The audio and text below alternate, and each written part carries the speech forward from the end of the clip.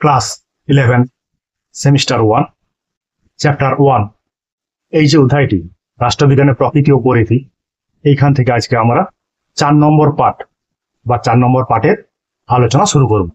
এই 4 নম্বর পার্টে তোমাদের জন্য 30টি এমসিকিউ প্রশ্ন আলোচনা হবে। প্রথমে আছে, কোন রাষ্ট্রবিজ্ঞান রাজনীতি ও রাষ্ট্রবিজ্ঞানের মধ্যে পার্থক্য নির্দেশ করেননি? Alan Ball. তবে শুধুমাত্র অ্যালান বল নয়, আরো অনেক রাষ্ট্রবিজ্ঞানী আছেন যারা রাজনীতি ও রাষ্ট্রবিজ্ঞানের মধ্যে পার্থক্য করেননি। মানে রাষ্ট্রবিজ্ঞান শব্দটির পরিবর্তে তারা রাজনীতি শব্দটি ব্যবহার করেছেন।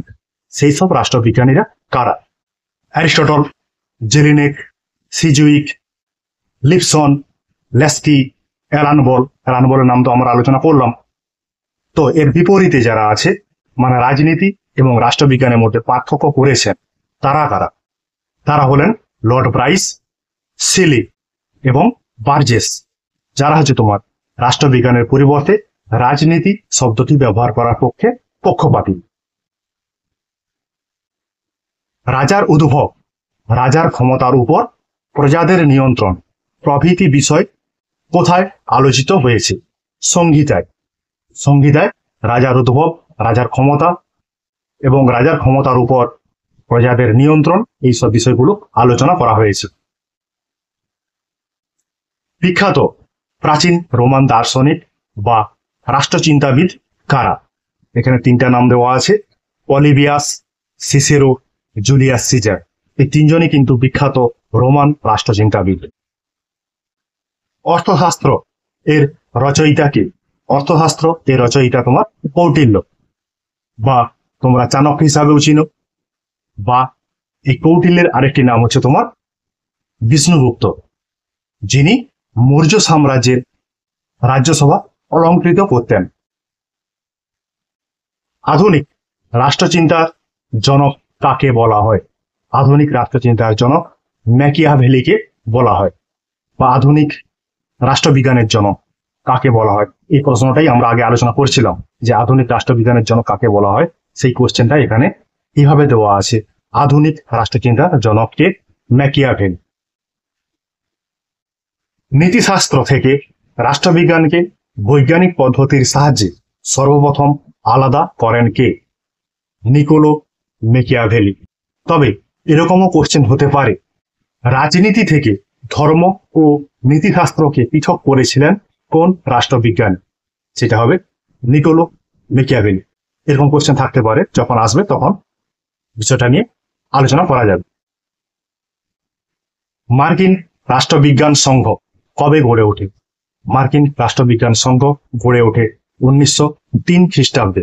এই 1903 খ্রিস্টাব্দ থেকেই রাষ্ট্রবিজ্ঞান বিষয়টা যে একটা আলাদা বিষয়, সেই বিষয়টা আলাদা বিষয় হিসাবেই পড়াশোনা শুরু করা হয়। মানে স্বতন্ত্র পাঠ্য বিষয় হিসাবে রাষ্ট্রবিজ্ঞানকে আমরা পড়াশোনা করছি 1903 খ্রিস্টাব্দ বা সাল থেকে। পরে কোশ্চেন, কে কে সামাজিক চুক্তি ধারণার সঙ্গে যুক্ত ছিলেন? থমাস হবস, জন লক এবং জ্যাক রুসো। এই 3জন রাষ্ট্রবিজ্ঞানী সামাজিক চুক্তি মতবাদের সঙ্গে যুক্ত ছিলেন। আগে এই 3জন রাষ্ট্রবিজ্ঞানী সম্পর্কে আমরা আলোচনা করেছি, মানে তাদের লেখা বইয়ের নাম আলোচনা করেছি, এবং এই সম্পর্কে 2-4 কথা আমরা আলোচনা করেছি। তবে এই 3জন রাষ্ট্রবিজ্ঞানী হলেন সামাজিক চুক্তি মতবাদের দার্শনিক। এই সামাজিক চুক্তি মতবাদটা একটা কিন্তু কাল্পনিক মতবাদ। এই 3জন সামাজিক চুক্তি দার্শনিকের মতে মানুষ প্রাকৃতিক অবস্থায় বসবাস করত, সেইখানে মানুষ অসন্তুষ্ট, কোনো না কোনো ভয়, এই সব থেকে বেরিয়ে আসার জন্য জনগণ কি করে? নিজেদের মধ্যে চুক্তি করেই রাষ্ট্রের উদ্ভব বা সৃষ্টি করেছিল বলে মনে করেন এই 3জন সামাজিক চুক্তি মতবাদী দার্শনিক। রাজনীতির কোন পদ্ধতি তুলনার মাধ্যমে রাজনৈতিক ঘটনা বোঝার উপর জোর দেয়? তুলনামূলক পদ্ধতি। তুলনামূলক পদ্ধতি বলতে যেসব প্রতিষ্ঠান, যেসব ব্যবস্থা রয়েছে বা অন্যান্য রাষ্ট্রের সঙ্গে রাজনৈতিক প্রতিষ্ঠান ব্যবস্থাগুলি যখন তুলনামূলক, মানে কারটা ভালো কারটা খারাপ এরকম আলোচনা হয়, তখন তাকে বলা হবে তুলনামূলক পদ্ধতি, যেটা হচ্ছে রাজনীতিতে ব্যবহার করা হতো রাজনৈতিক ঘটনাকে বোঝার জন্য। ঐতিহ্যগত পদ্ধতি অনুসারে রাজনীতির অধ্যয়নে ব্যবহৃত পদ্ধতিগুলি কি কি? শুধুমাত্র আদর্শবাদ ও দার্শনিক পদ্ধতি।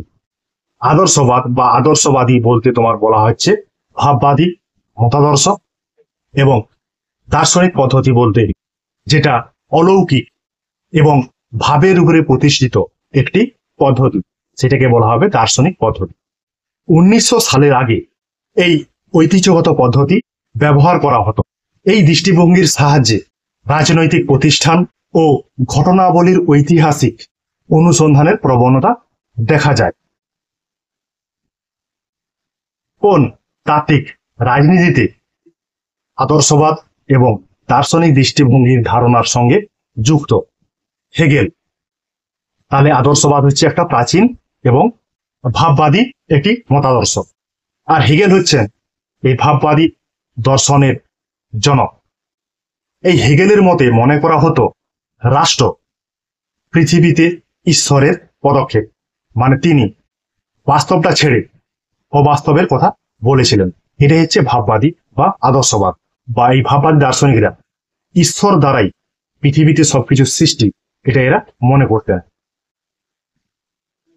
কোন চিন্তাবিদ রাজনীতিতে হিংসার পরিবর্তে আলোচনার মাধ্যমে দ্বন্দ্ব সমাধান করা উচিত বলে মনে করেন? বার্নার্ড ক্রিক।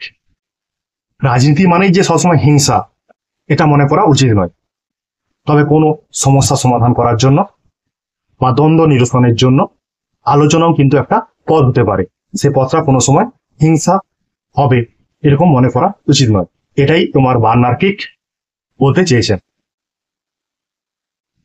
রাষ্ট্রবিজ্ঞানের প্রাতিষ্ঠানিক পদ্ধতি প্রাথমিক লক্ষ্য কি? প্রাথমিক লক্ষ্য হচ্ছে রাজনৈতিক সংগঠনের আনুষ্ঠানিক কাঠামো তৈরি করা। তো রাজনৈতিক সংগঠনগুলো কি কি? সরকার, রাষ্ট্র, পার্লামেন্ট ইত্যাদি হচ্ছে রাজনৈতিক প্রতিষ্ঠান। রাষ্ট্রবিজ্ঞানের আচরণগত পদ্ধতির সূচনা করার জন্য কাকে কৃতিত্ব দেওয়া হয়? চার্লস মেরিয়ামকে। এই জন্য চার্লস মেরিয়ামকে আচরণবাদের বৌদ্ধিক পিতা বলা হয়। মানে একটা কোশ্চেন হতে পারে যে আচরণবাদের বৌদ্ধিক পিতা কে বা কাকে বলা হয়? Charles Merriam. কোন পদ্ধতিতে রাজনীতি আচরণ বোঝার ক্ষেত্রে সামাজিক প্রেক্ষাপটের গুরুত্বের উপর জোর দেওয়া হয়? আচরণগত পদ্ধতি। তাদের রাজনৈতিক আচরণ তাকে বোঝার জন্য আচরণগত পদ্ধতির প্রয়োজন রয়েছে। মানে আচরণকে বোঝার জন্য একমাত্র আচরণগত পদ্ধতি ব্যবহার করা যায়। এই আচরণগত পদ্ধতি সনাতন বা ঐতিহ্যগত যে মতবাদ আছে তার বিরুদ্ধে প্রতিক্রিয়া হিসাবে বা তার প্রতিবাদ হিসাবে এই আচরণগত পদ্ধতিটা 20 শতকের প্রথমার্ধে গড়ে তোলা হয়েছিল।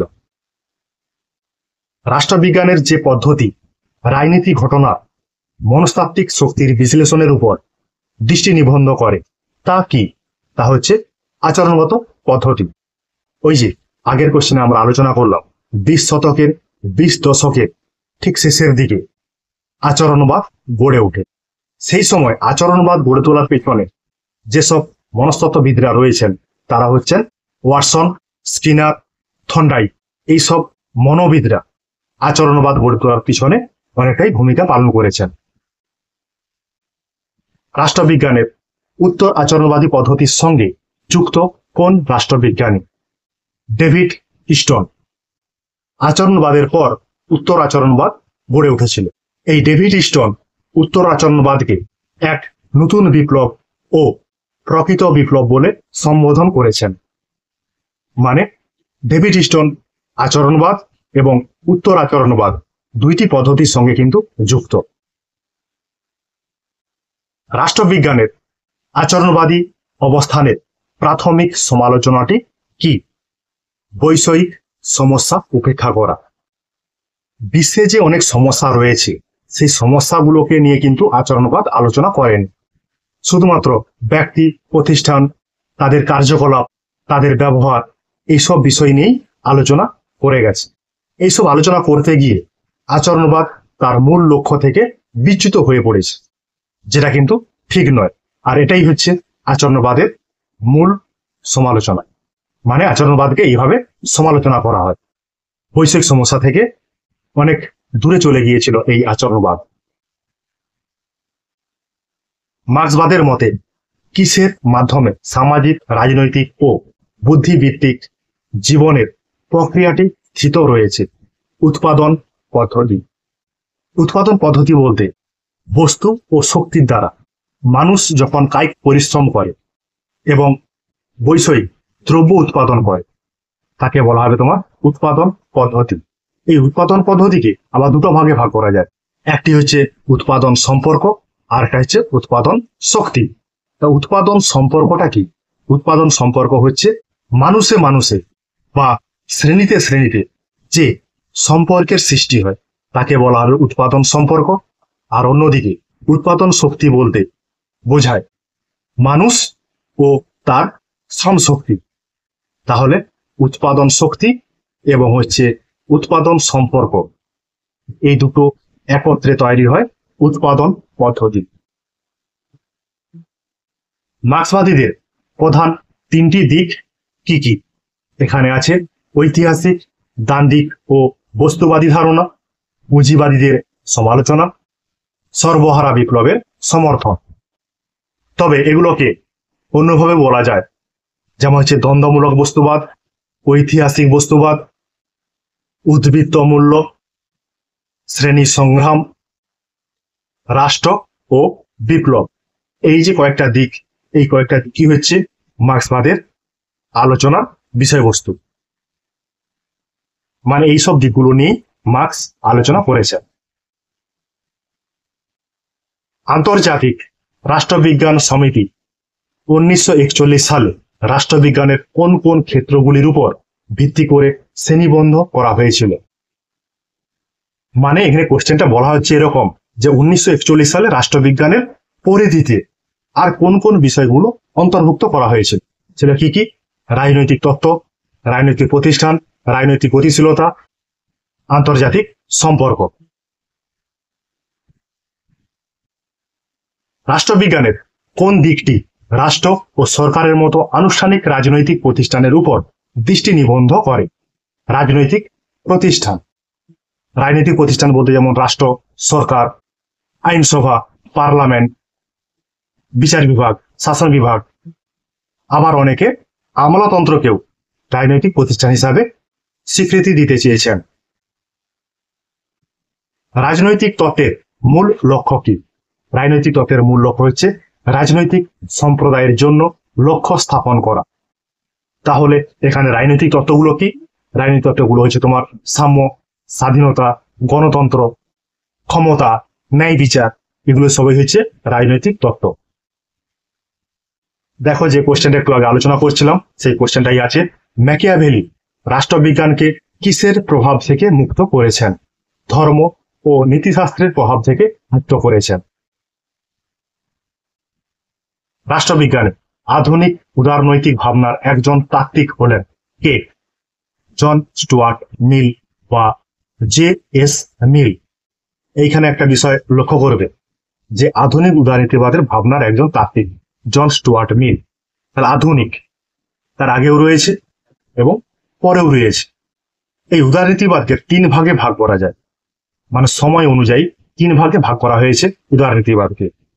আমরা যে সামাজিক চুক্তি মতবাদ আলোচনা করার সময় জন লকের কথা আমরা জেনেছিলাম, সেই জন লক থেকে জে এস মিল এই সময় পর্যন্ত যে উদারনীতিবাদটা রয়েছিল সেটাকে বলা হচ্ছে সনাতন উদারনীতিবাদ।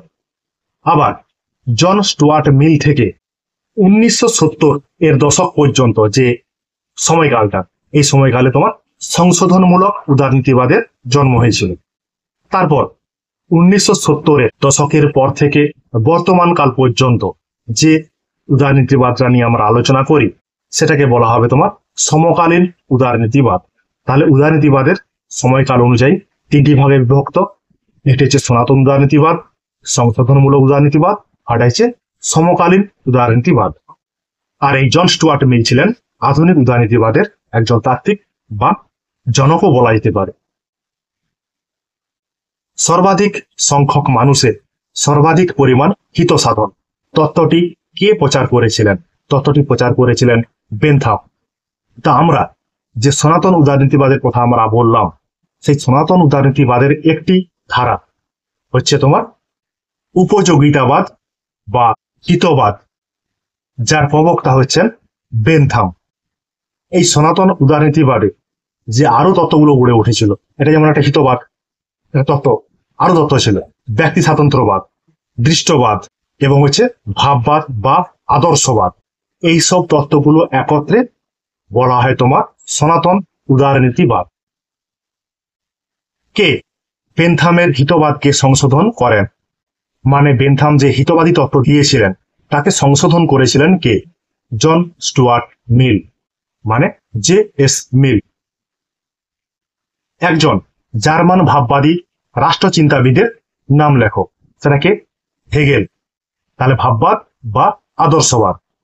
তারা কি বলতো? তারা বলতো যে পৃথিবীতে যা কিছু হচ্ছে সবই কিন্তু ঈশ্বরের ইচ্ছায়।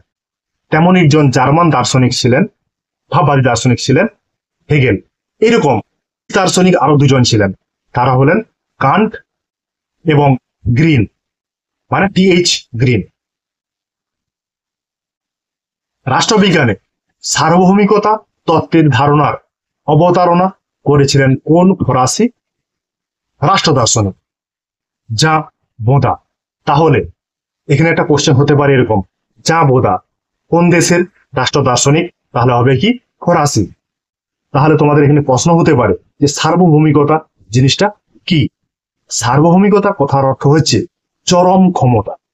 এই সার্বভৌম ক্ষমতাকে দুভাগে ভাগ করা যায়, একটা হচ্ছে আভ্যন্তরীণ আর একটা বাহ্যিক। তাহলে একটা উদাহরণ দিলে হয়তো তোমাদের কাছে কষ্ট হবে। 1947 সালের আগে ভারত একটা ভূখণ্ড ছিল, কিন্তু সেই ভারতের ভূখণ্ডে ব্রিটিশরা ঔপনিবেশিক শাসন করত। তখন কিন্তু ভারতে এই সার্বভৌমিকতা জিনিসটা ছিল না। কিন্তু 1947 সালের 15ই আগস্টের পর যখন ভারত স্বাধীন হয়, সেই সময় থেকে কিন্তু ভারত সার্বভৌম রাষ্ট্র হিসাবে পরিচিতি লাভ করে। আর এই সার্বভৌমিকতাকে তোমার হচ্ছে দুভাগে ভাগ করা যায়, একটা আভ্যন্তরীণ আর একটা বাহ্যিক। আভ্যন্তরীণ সার্বভৌমিকতা বলতে রাষ্ট্রের অভ্যন্তরে যে আইন আছে সেই আইনটা কিন্তু চূড়ান্ত। আর বাহ্যিক সার্বভৌমিকতা বলতে বহিঃশত্রু আক্রমণ থেকে সম্পূর্ণ বা প্রায় সম্পূর্ণ মুক্ত এরকম একটি রাষ্ট্র যখন দেখা দেবে তখন সেটা হবে সার্বভৌম রাষ্ট্র। আমাদের ভারতবর্ষ একটি সার্বভৌম রাষ্ট্র। এরকম পৃথিবীতে 193টি সার্বভৌম রাষ্ট্র রয়েছে। রাষ্ট্রবিজ্ঞানের সাবেকি ধারার একজন প্রবক্তার নাম লেখো। তিনি হচ্ছেন কেটেল। রাষ্ট্রবিজ্ঞানের সাবেকি ধারা বলতে যারা শুধুমাত্র রাষ্ট্রবিজ্ঞান বলতে রাষ্ট্রকেই বুঝিয়েছেন, এরকম একজন প্রবক্তা তিনি হলেন কে? গেটেল। মানে যারা শুধু রাষ্ট্রকে নিয়েই আলোচনা করে, মানে যারা বলেছেন রাষ্ট্রবিজ্ঞান হলো শুধুমাত্র রাষ্ট্রেরই বিজ্ঞান, এরকম একজন প্রবক্তা হচ্ছেন গেটেল। ঠিক আছে, তোমাদের জন্য এই অধ্যায় রাষ্ট্রবিজ্ঞানের প্রকৃতি ও পরিধি তার 4 নম্বর পাঠের আলোচনা হলো। এই পাঠে তোমাদের জন্য 30টি এমসিকিউ আলোচনা করা হয়েছে, দেখবে পড়বে। ঠিক আছে, তোমাদের জন্য আমার এই কিঞ্চিত প্রয়াস।